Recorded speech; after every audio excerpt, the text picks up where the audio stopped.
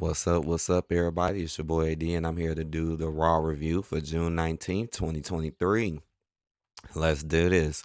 The headline for the night was Cody Rhodes, Kevin Owens, and Sami Zayn reign supreme over the Judgment Day. Look at this picture too.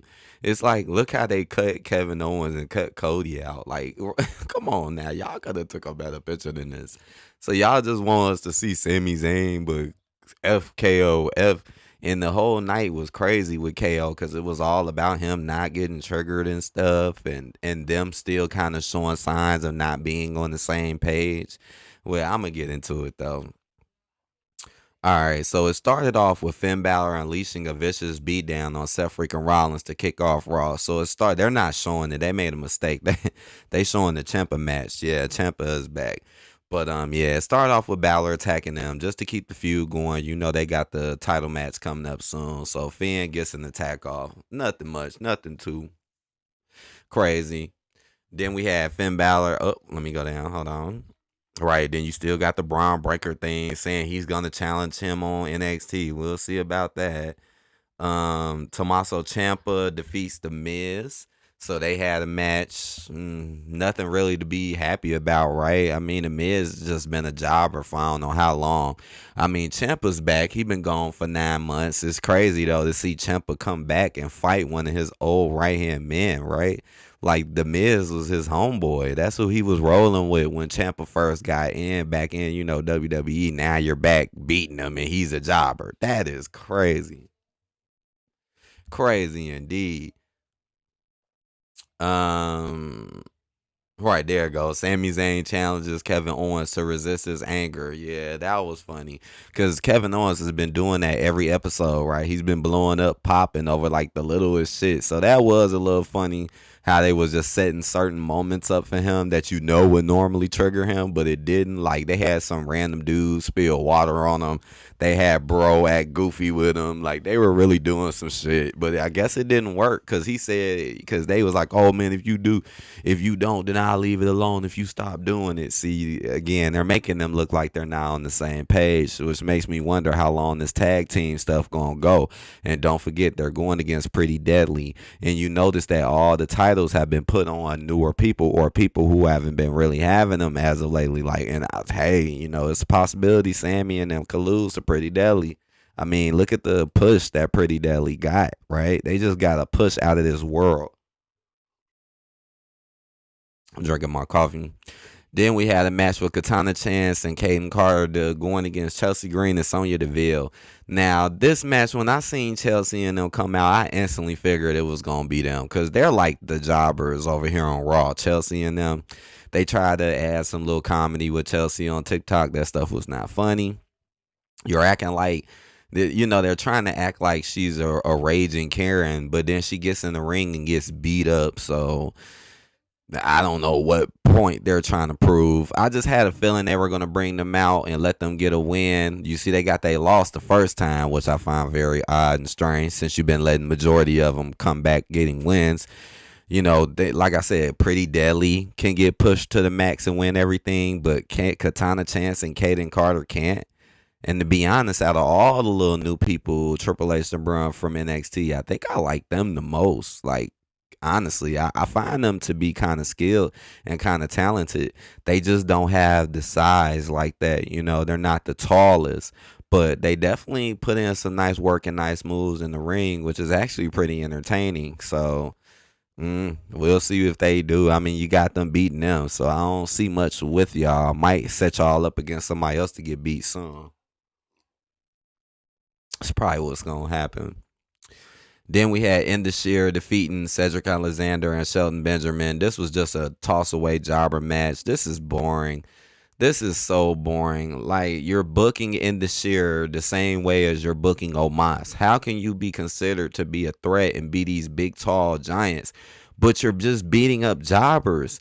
And okay, you're not beating jobbers up, but Cedric and Shelton are clearly jobbers. They don't do anything with them. They just send them out to lose every time. So it's like a throwaway, boring match. You're doing the same thing with them as what you did with Omos. And then you're probably going to put them in some type of pay-per-view or do something, or just get rid of them. or put them in something and they're gonna lose. That's just how it's gonna go. People are getting tired of seeing these jobber matches and these predictable matches. Like, obviously Shelton and them gonna lose. Obviously they're gonna get just beat down and destroyed. Boring. This was crap too. Logan Paul revealed that he had been invited into the Money in the Bank ladder match and ignited a brawl between all the Money in the Bank ladder match participants. Now, why was this crap?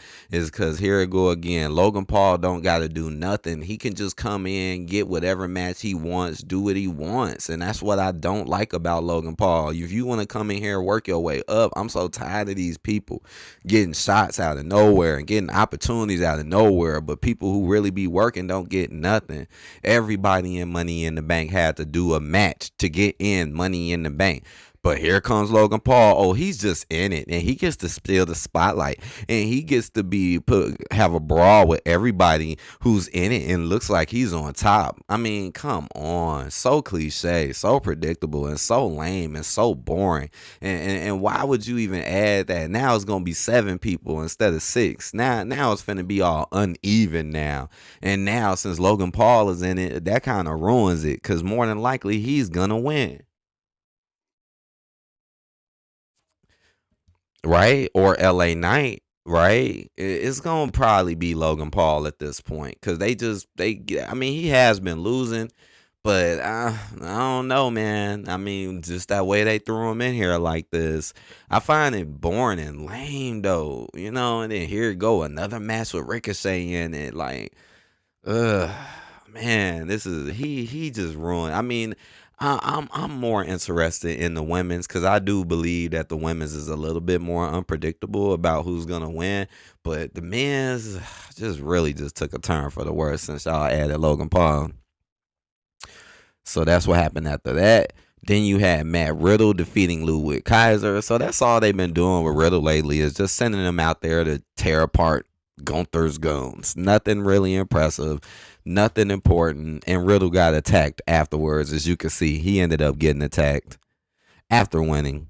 Then the Viking Raiders defeated Alpha Academy. So you basically just ran this match back, right? This was the same match as last week, except the only difference is this time Raiders went over. But again, nothing really to be like, oh, like most of these matches, if they come on, I would just turn the channel, because it's not really that interesting.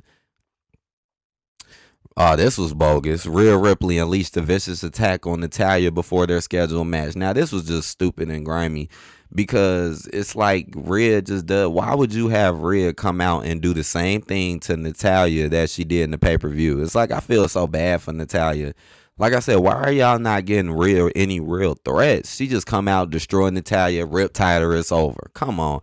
And Rhea be real loose with her moves too. I really think she's letting all this stuff go to her head, man. I'm telling you.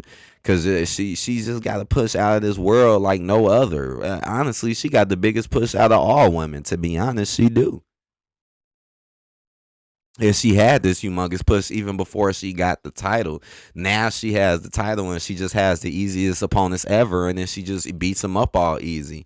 They even went as far as saying, oh, she's the most dominant out of male and female superstars. Like, how the hell is she the most dominant when she never really has any competition and she ain't even held the belt that long?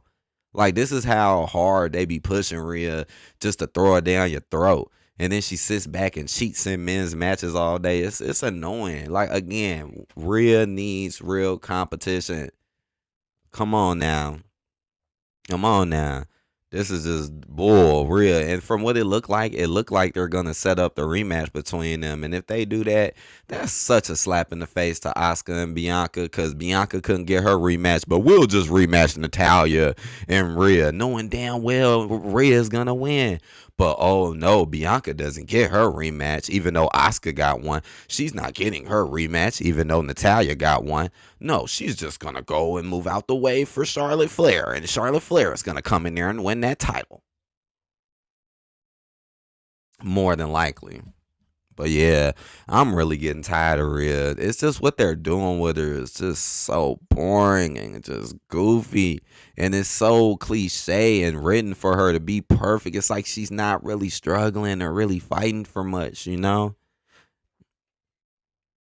And then we had Trish Stratus defeat Raquel Rodriguez by disqualification to qualify for the Money in the Bank ladder match. Now this ended so stupid.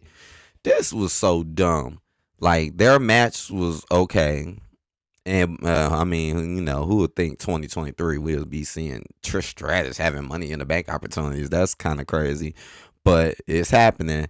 And what I'll tell you what ended up happening. So, no, Becky, right? Becky came out of nowhere, attacked Zoe on the outside. She was beating Zoe down, and then that's when Trish ran out there and tried to stop her. But then Becky ended up beating up Trish, and so, I mean, just threw her against the barricade like one good time, and then after that, DQ. That was so dumb. But Rhea Ripley was just in the match all day, getting interfering, jumping in between, messing stuff up, and nobody that happened later that night, and nobody said get rid of Rhea. This is why I be saying stuff just don't be fair.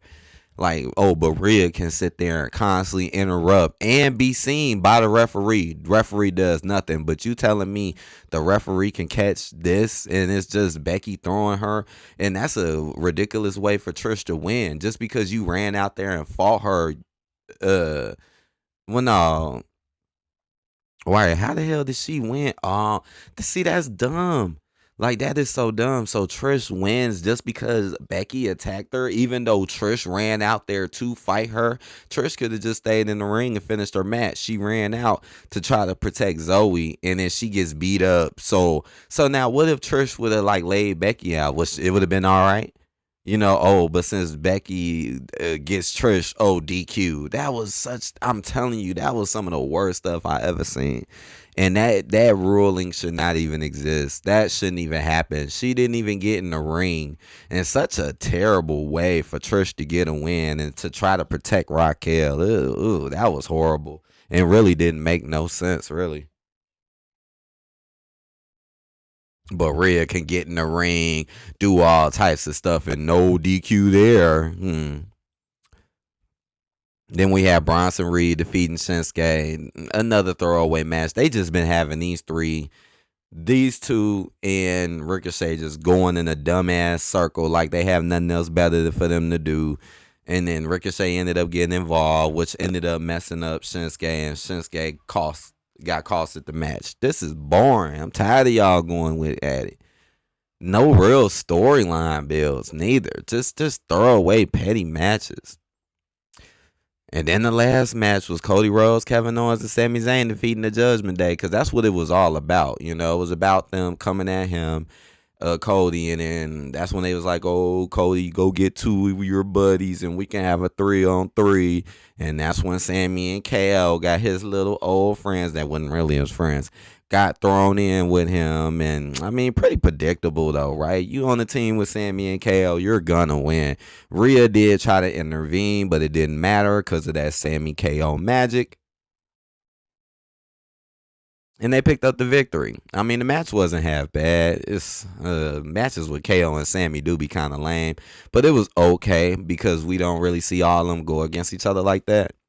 But yeah, I mean, Dominic, I guess it was a little funny with Dominic. He is kind of entertaining, and they all almost hit like 3 finishers on him at once at the end, which was hilarious. But he didn't get the crossroads. But he took the boot, he took the stunner, and then Damian took the crossroads. It was like all in a row. And then Cody ended up getting the win. And that was the end of that, man. That was the end of Raw. Nothing too special, honestly. I mean, this was okay. Not really. I wouldn't give it a 2.5, though. Honestly, I would give this episode like a 1.5, maybe a 2, maybe.